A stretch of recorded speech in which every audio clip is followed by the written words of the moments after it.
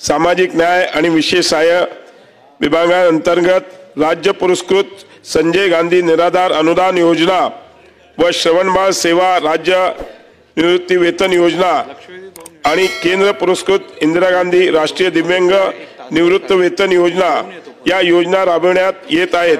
या योजनेअंतर्गत सर्व प्रभागातील दिव्यांग बांधवांना दरमहा 1500 इतके अर्थसहाय्य देण्यात येते। या योजनेअंतर्गत दिव्यांग बांधवांना देण्यात येणाऱ्या अनुदानाच्या रकमेत दरमहा 1500 वरून 2500 2500 अशी वाढ करण्यात शासनाने निर्णय घेतलेला आहे। ह्या आपण कृपया नोंद करावी। मी यासाठी माननीय मुख्यमंत्री उपमुख्यमंत्री या सगळ्यांचे खूप खूप आभार मानतो।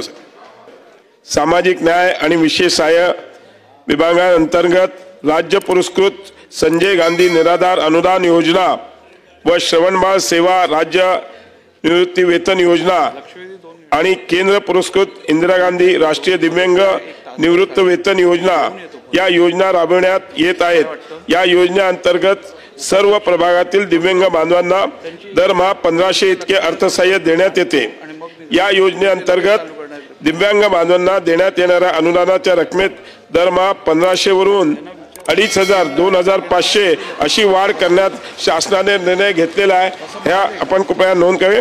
मी यासाठी माननीय मुख्यमंत्री उपमुख्यमंत्री या सगळ्यांचे खूप खूप आभार मानतो।